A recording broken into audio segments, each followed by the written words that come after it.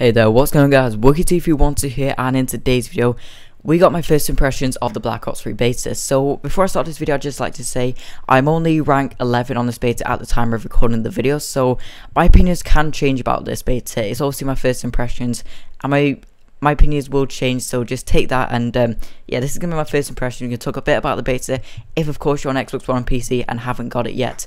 So I'm gonna run down what you need to know about the beta. If of course you've gone it for the first time, maybe next week, or you've already got it, and just like maybe a few tips, maybe just to know what the stuff is like, and I don't know really. But yeah, let's get into it. So we'll talk about first off when you get into the beta. So when you get into the beta for the first time, there's 4 specialists that you can rank, and I'm going to talk about which specialists you should actually take, because I've personally used the Outrider and the Ruin.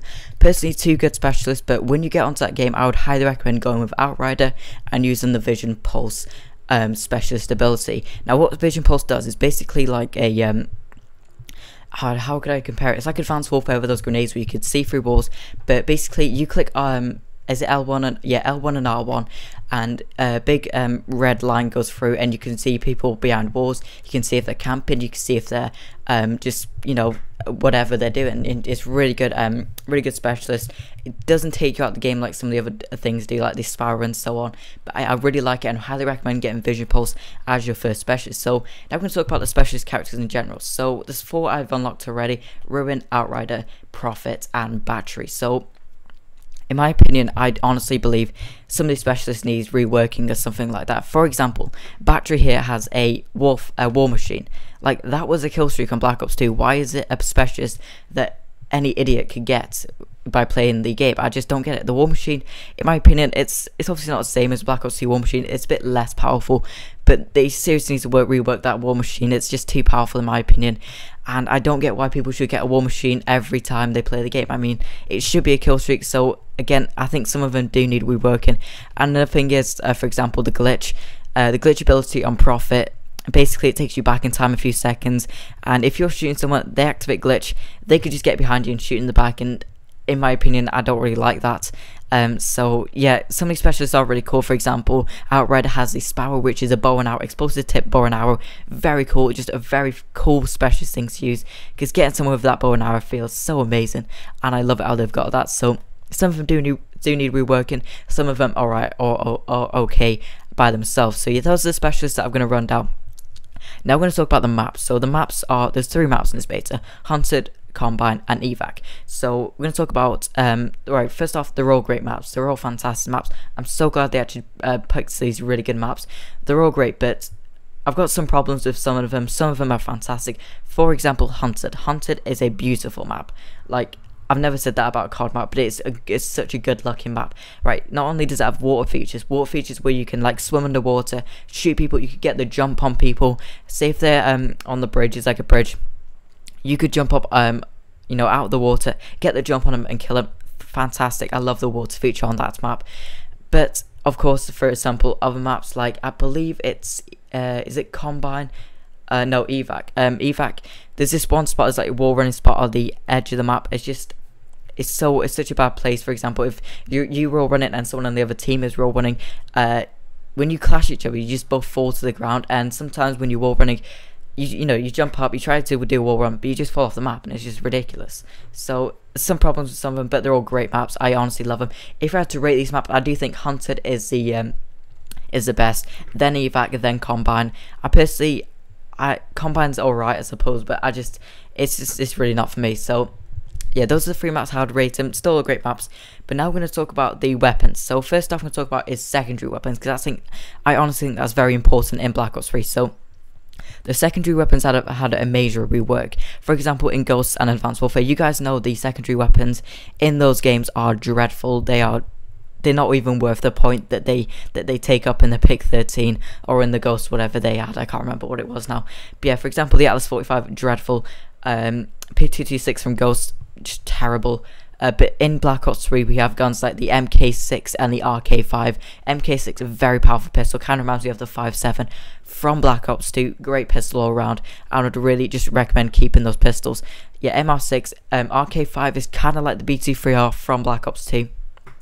Very good 3-round burst pistols.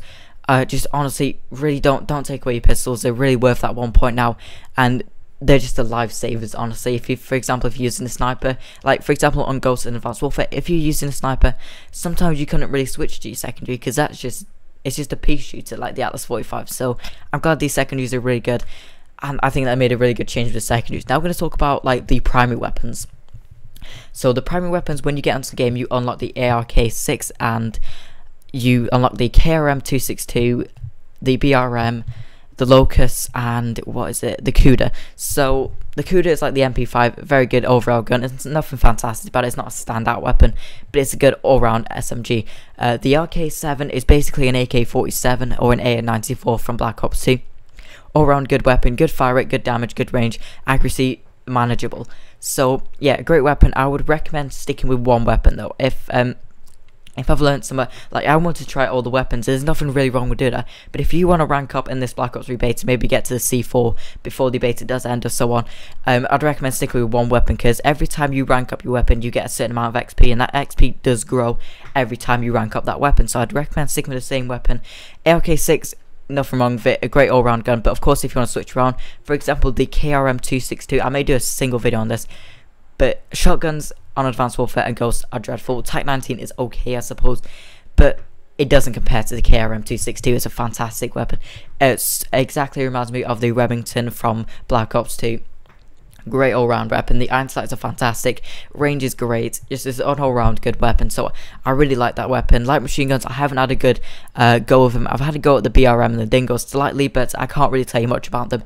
Sniper rifles, Locust, fantastic. First time I've had a good sniper rifle since Black Ops 2 and the DSR-50 and Blister. Great. I haven't had a go at the Drakon or the P06. But if it was you, I would just stick with the Locust. I think everyone's saying that's the best weapon, so I really recommend sticking with that. So yeah, those are the weapons in why did I just say Advanced Warfare? I need to get out in Black Ops 3. So now we're going to talk about the perks. So we're going to talk about perk 1 first. So what I'd recommend, perk 1 is getting Sixth Sense. So Sixth Sense is basically on your minimap. If someone is very close to you, maybe they're behind you, maybe they run past you and you don't even realize, Sixth Sense will pick that up and just show you a general area of where that enemy is, and you can go kill him. Fantastic perk. Maybe if you want to, you could use a wild card and get Sixth Sense and Afterburner. Afterburner makes it so thrusters recharge faster, so you can do that boost jump a lot quicker. So if you want to do that, of course you can. So those are the perks in I can't stop saying Advanced Warfare, but Black Ops 3, all round great perks. Would recommend them. So now we're going to go on to lethal and tactical. So first off, we're going to talk with lethal. So frag grenades, C4s, and so on are back. Personally, I would recommend just sticking with the frag grenade. The frag grenade is actually very powerful now. You can genuinely get, I saw someone getting, I think it was a quad feed with a single grenade.